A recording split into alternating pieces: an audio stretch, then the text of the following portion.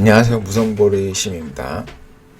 오늘 장 마감됐네요. 장 마감됐고, 지수 차트는 별다른 이상한 건 없는 것 같아요. 오늘 코스피 같은 경우에는 거래량이 살짝 증가했는데, 약보합에서 마감이 됐고, 그리고 코스닥 같은 경우에는 거래량이 늘지는 않았는데, 약 0.9% 정도 상승해서 마감을 했네요. 그리고 오늘도 외국인 코스피에서는 외국인은 팔고 기관 합은 매도인데 금융투자가 좀 많이 팔았고 연기금하고 투시는 매수를 하고 있네요. 선물 같은 경우에는 개인만 사고 있습니다. 이 금융투자에서 좀 사줘야 되는데 이게 증권사 쪽인데 대부분이 이렇게 외국인의 어떤 선물 이런 걸로 인해서 반대 포지션을 좀 잡는다고 그러는 것 같더라고요. 아는 사람한테 물어보니까 이쪽으로는 제가 잘 몰라서 기관이 좀 받쳐주면 개인도 사고 있고 기관도 받쳐주고 그러면 지수가 좀 괜찮을 것 같은데 그렇지가 않네요. 그렇지가 않고 그리고 우리 미국 대통령이 좀 이상하죠, 사람이. 어제 다우가 약 2% 급등을 했고 원자재 보면 유가도 어제 급등을 했습니다. 지금 다시 약간 하락하고 있는데 트럼프가 사우디하고 러시아하고 전화해서 1,500만 배럴 감산을 했다는 등 할 예정이라는 등 이런 설레발을 친 것 같은데 아닌 것 같아요. 한 나라의 대통령이 아니라 진짜 뭐라 그럴까 그래도 이 지구에서 대빵인데 미국이 그렇게 신뢰도가 없는 언행을 하는 게 좀 이해가 안 됩니다. 그리고 오늘은 장 끝나고 그냥 총싸움이나 한판 하려고 그랬더니 어느 분이 댓글을 다셔갖고 잠깐 이거 얘기를 한번 해볼게요. 엑셀을 입력하다 헷갈린 게 있답니다. 매출 채권이 유동자산에도 있고 비유동자산에도 있을 때 비유동자산에 있는 매출 채권을 유동자산에 있는 매출 채권에 합산해서 입력해야 될까요? 이제 제가 회계에 대한 지식이 이렇게 빠삭하게 있는 건 아닙니다. 그냥 예전에 공부했던 거고 지금은 이런 쪽 거의 공부를 안 해서 좀 잘못 말씀드릴 수도 있으니까 그냥 한번 들어보세요. 이 유동자산이라는 거는 1년 이내에 현금화할 수 있는 자산을 말하는 거고요. 비유동자산은 1년 안에 현금화가 가능하지 않은 자산일 때 비유동자산으로 계정을 나눠서 이 회계 처리를 하는 거죠. 그래서 우리가 일반적으로 매출 채권이라는 거는 어떤 고객한테 제품이라든가 이런 거를 쉽게 얘기하면 외상으로 판매한 겁니다. 외상으로. 보통 우리가 식당 가서 밥을 먹거나 하면 현금을 요즘은 안 내잖아요. 카드 결제하잖아요. 그것도 식당 입장에서는 매출 채권입니다. 근데 바로 현금이 들어오죠. 보통 기업은 2, 3개월 단위로 2, 3개월 뒤에 보통 받는 조건으로 거래가 됩니다. 그래서 이 매출 채권이 이렇게 유지가 되지만 대부분은 2, 3개월 안에 현금이 다 들어오게 됩니다. 제가 기억하기로는 이 비유동 자산에 매출 채권이 있는 경우는 거의 없습니다. 왜냐면 1년 뒤에 돈을 받을 걸 생각해서 제품 판매하지 않겠죠. 그럼 바보들이나 그런 거 하는 거니까. 아마 장기 이 매출 채권이 있는 경우가 있을 수도 있는데, 문제가 좀 있겠죠. 어느 회사가 장기 매출 채권이 있는지 제가 찾을 수는 없으니까. 그래서 여기서 만약에 어느 기업이 이쪽에도 매출 채권 계정이 있다 그러면 당연히 신경을 안 쓰고 엑셀 파일 입력할 때는 당연히 유동자산에 있는 매출 채권만 하셔야겠죠, 당연히. 그리고 미수금이 매출 채권보다 더 클 때 매출 채권에 합산해서 적어야 할까요? 개인적으로 엑셀 파일에는 이 매출 채권하고 재고 자산만 적습니다. 나머지 미수금이라든가 이런 기타 자산 같은 경우에는 적지 않습니다. 저 같은 경우에는. 왜냐하면 굳이 뭐 신경을 안 쓰셔도 돼요. 굳이 신경을 안 쓰셔도 돼요. 그 전체 자산에서 대부분 이런 자산들이 규모가 작습니다. 여기 이제 기타 유동자산이라고 있는데 우리 한번 볼까요? 뭘로 이루어져 있는지. 46억이죠. ITM 반도체 같은 경우 기타 유동자산이 기타 유동자산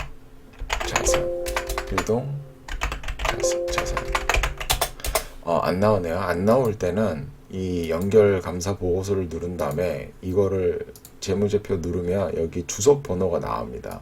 8번이네요. 8번에 46억.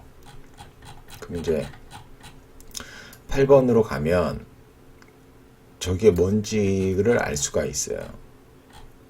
8번에 가면 이렇게 돼 있네요. 기타 자산 내용은 선급금, 그쵸? 선급금, 선급비용, 부가가치세, 대급금. 이 정확히 무슨 뜻인지 잘 모르겠는데 하여튼 선급금이라는 거는 일단 돈을 먼저 줬다는 거죠. 네.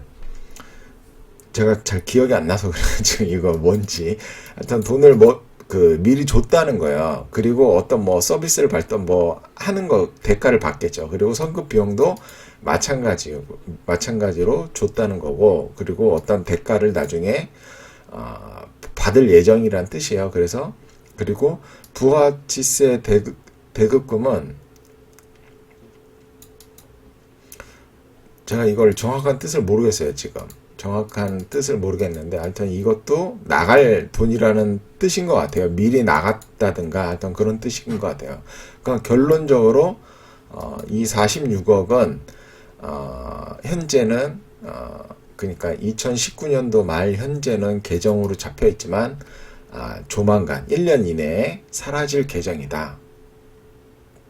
보시면 돼요. 물론 이제 사업을 영위하면서 이게 없어지고 다시 채워지겠죠. 그러니까는 신경 쓰실 필요가 전혀 없다. 그래서 만약에 미수금은 뭐냐면 영업 외적인 걸로 인해서 채권이 발생했을 때 받지 못한 돈이에요. 쉽게 얘기하면은 유형자산을 팔았다든가 부동산을 팔았다든가 아니면 하여튼 일반적인 어떤 걸 팔았는데 아직 돈을 못 받은 거고 보시면 되거든요. 그래서 이제 그거는 큰 이변이 없는 한 언젠가 받겠죠. 언젠가 받으면 현금성 자산으로 대체가 될 거고, 그래서 크게 신경 쓰지 않으셔도 된다. 그리고 엑셀 파일에 굳이 적을 필요가 없다. 근데 미수금 규모가 상당히 크다. 이런 유동자산 내에서 ITM 반도체 같은 경우는 유동자산이 2290억 정도 되는데 미수금이 한 1000억 있다. 그러면은 아주 심각하게 잘 살펴봐야겠죠. 근데 저 같은 경우는 잘 살펴보지 않고 아예 제낍니다. 그런 기업은 아예 쳐다도 안 봐요. 왜냐면 굳이 그 어려운 기업을 내가 분석을 해서 내용이 정확히 뭔지를 알아내서 투자할 이유조차가 없어요. 왜냐면 그거보다 좋은 기업이 시장에는 너무나도 많기 때문에 그렇습니다. 그래서 이런 거는 미수금 금액이 아주 크다. 그러면은 아예 저는 기업을 보지를 않습니다. 보지를 않아요. 그래서 아마 영상에서도 대우건설 한번 예를 들었을 건데 대우건설 한번 볼까요? 뭐 재무구조가 안 좋죠. 되게 안 좋죠. 이런 거 없네. 여기 뭐 미수금은 없네요. 미수금은 없는데 우리 이 매출채권 볼까요? 매출채권이 이게 순행이거든요. 대손충당을 제외한 금액을 여기다 적는 건데 4579지. 4579로 가면 이제 이거를 알 수가 있어요. 정확한 내용을. 이렇게 쭉쭉쭉 내리면 아직 2번이고요. 4번으로 가볼까요? 4번으로 가면 안 나와 있고, 그럼 이제 5번으로 가서 보면 돼요. 5번으로. 자, 5번으로 가서 봐도 정확히 안 나와 있고 4579였죠. 7번으로 가서 볼까요? 7번으로 가서도 안 나오고, 그럼 9번으로 가서 볼게요. 왜 안 나오지? 나와야 되는데. 여기 나왔잖아요. 나왔죠. 자, 원래는 매출 채권이 1조 7천억 정도 되는데, 이 뭐죠? 3,630억 정도가 대선 충당입니다. 이거는 뭐냐면, 1조 7천억 중에서 3,630억 정도는 내가 못 받을 것 같아. 뭐 회계사하고 협의를 본 거죠. 그래서 장부 금액을 이거를 제외한 이거를 계상을 하는 거예요. 근데 이 3,630억이 작은 돈인가요? 작지 않은 돈이죠. 어마어마한 돈이죠. 대우건설이 뭐 한 해에 얼마나 번다고. 그리고 여기 미수금 있죠. 미수금도 약 9,483억이나 되는데 거의 반 정도를 못 받는다고. 물론 이제 나중에 받을 수도 있어요. 일단은 현재 상태에서는 못 받는다고 일단 대선 충당을 쌓는 거거든요. 그래서 여기서 이거를 뺀 다음에 이걸 하는 거죠. 그러니까 만약에 내가 대우건설을 투자하겠다 싶으면 이 못 받을 돈을 과연 받을지 못 받을지 내가 정확하게 판단을 해야 되잖아요. 그죠? 근데 가능할까요? 그런 게? 그런 판단이? 불가능해요. 외부자 입장에서. 그리고 3,600억, 작년에 3,640억의 이익을 만들어냈는데 못 받을 돈으로 계상해 놓은 게 뭐 한 8천억 정도 되는 거죠. 그러니까 뭐 좋게 볼 수 있는 건 아니에요. 재무상으로 봤을 때. 그래서 이런 기업은 그 투자 여부 대상 자체가 되지 않는다. 제 개인적인 판단으로 그렇습니다. 그리고 이제 매입 채무, 이거는 매입 채권? 매입 채권이 아니고 매입 채무겠지. 매입 채무겠죠. 외상으로 사오는 거죠. 이건 이제 유동 부채 쪽에 있는 거라서 뭐 비유동 부채에 있다 그러면 신경 안 씁니다. 그리고 이거는 이제 뭐냐면 제가 배포한 엑셀 파일을 이제 보게 되면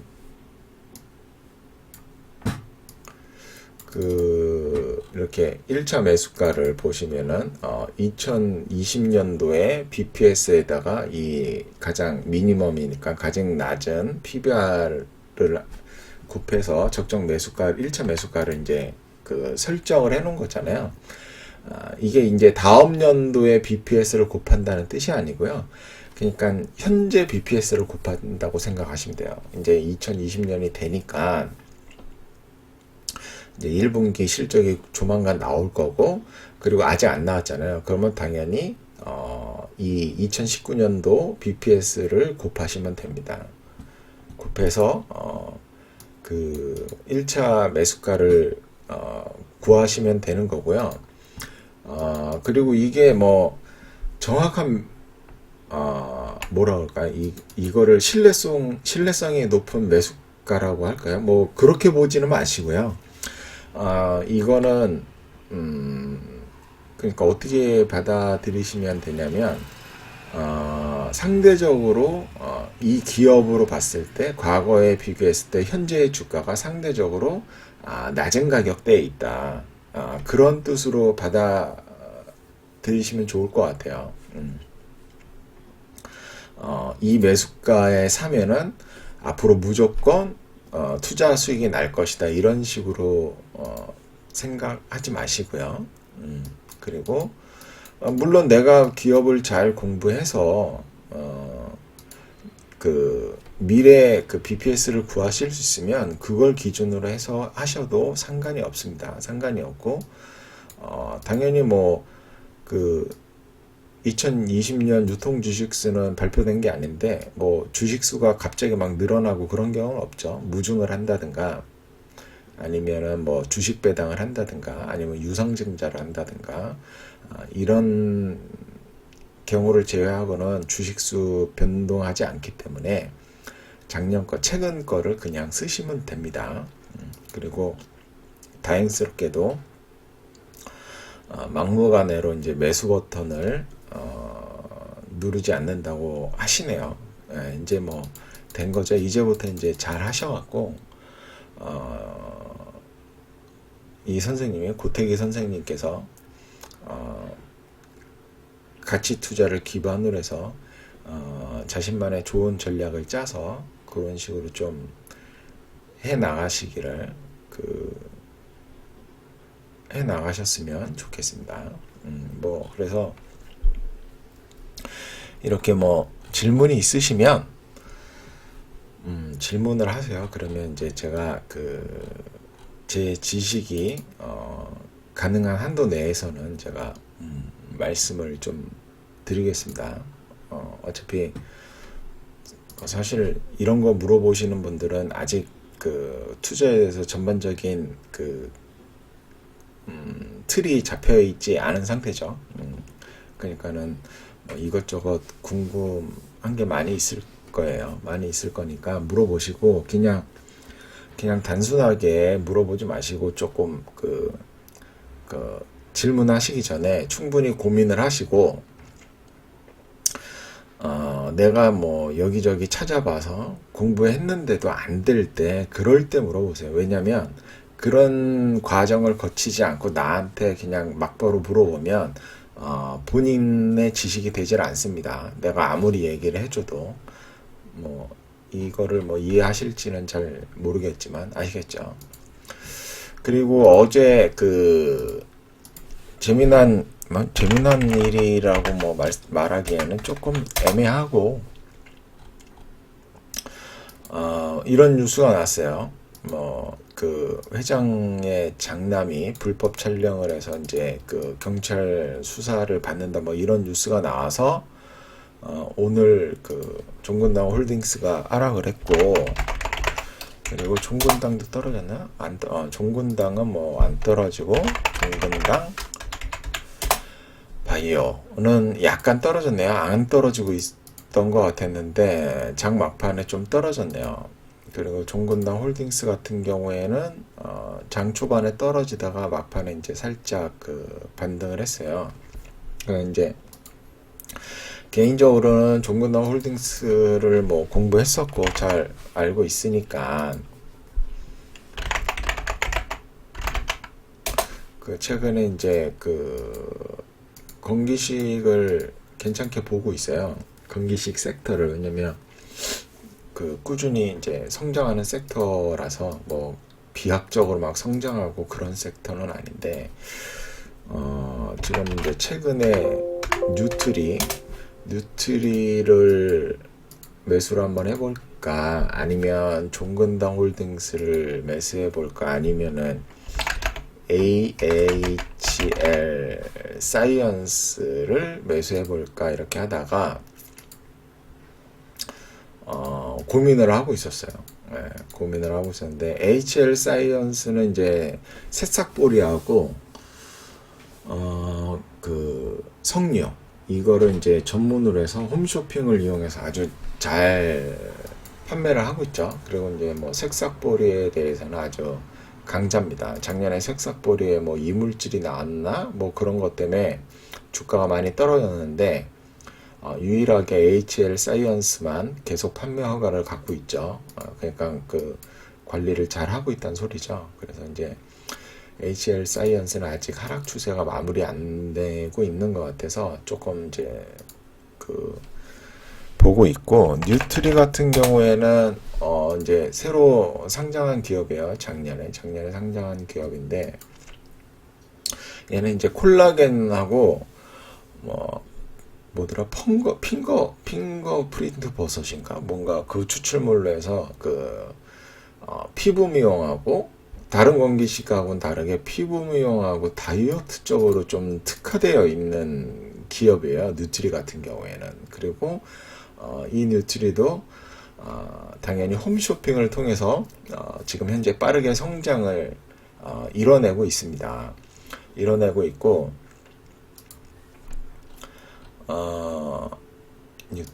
뉴트리를 볼게요. 뉴트리. 그리고 이제 현재 뉴트리는 이제 홈쇼핑도 계속 추가하고 있고요. 새로운 홈쇼핑사를 추가하고 있고, 그리고 이제 또 투트랙 전략이라고 말씀드릴까요?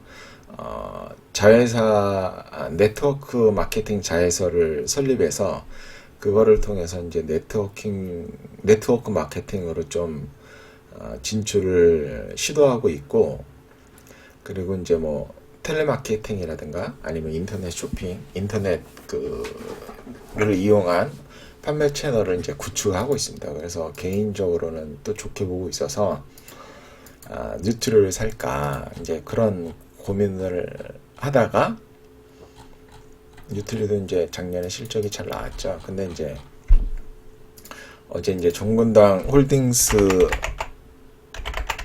악재가 나왔죠. 종근당 홀딩스 악재가 나와서 좀 민감한 악재잖아요. 사회적으로 이제 민감한 악재인데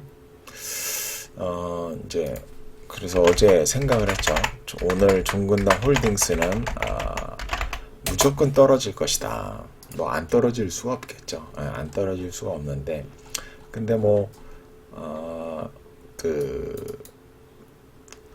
그 사건하고 별개로 어떤 기업의 어떤 가치라든가 그리고 이제 종근당 홀딩스는 이제 라토핏을 이제 전문적으로 판매하고 있으니까